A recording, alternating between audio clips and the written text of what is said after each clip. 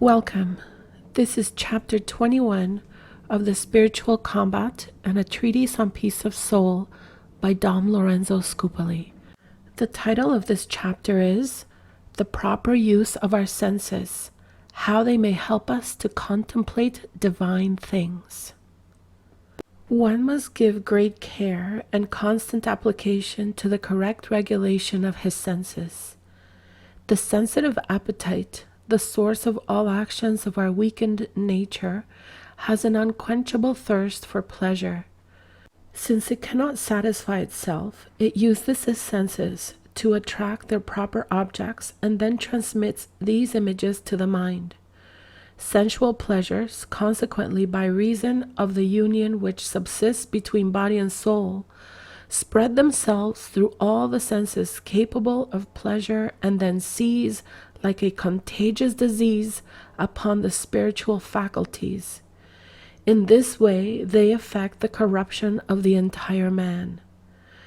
You can use the following remedies against this enormous evil. Watch your senses carefully. Use them only for some good purpose, some advantageous motive or real necessity, never for the sake of mere pleasure. If they do go astray, perhaps unnoticed, if they transgress the bounds which reason prescribes, check them immediately. They must be so regulated that, instead of embracing objects for the sake of false pleasure, they become accustomed to draw from the same objects great helps for the satisfaction and perfection of the soul. The soul, then, through recollection, is able to rise from the knowledge of earthly things to the contemplation of divine goodness. This can be done in the following way. When an agreeable object is presented to the senses, do not become absorbed in its material elements, but let the understanding judge it.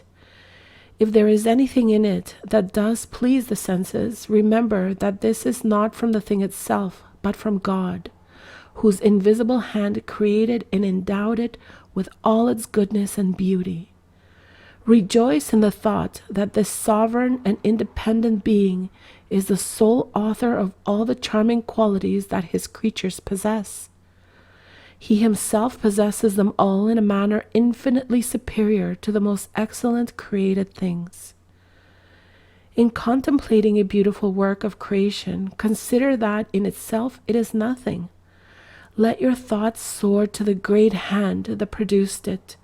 Place all your delight in him, saying, "O my God, sole object of my desires, universal source of all good things, how delightful it is to consider that perfections of creatures are but a faint image of your glory."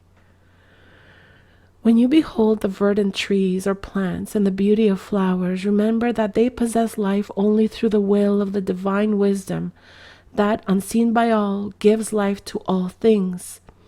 Say to him, "O living God, O sovereign life, you delight in my soul.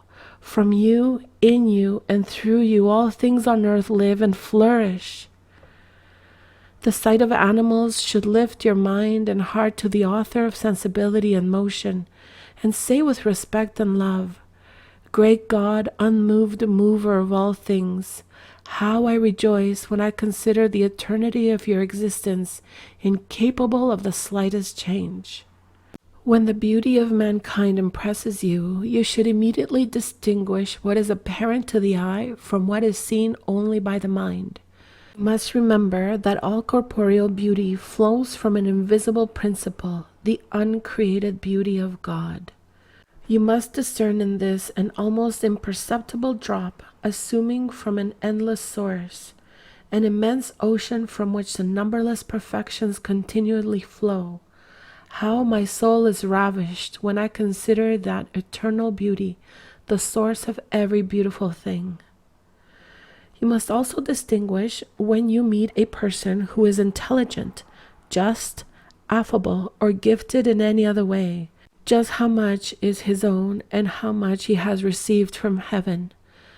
Then will you exclaim, "O God of all virtue, I cannot express my joy when I consider that all good comes from you, and all the perfections of created beings are nothing when compared with you. Thank you for this and all good things bestowed on my neighbor or on myself. Have pity on my poverty and be mindful of the great need I have of such virtues. When you have performed a good act, recall that God is the author of the act, and you are but his instrument.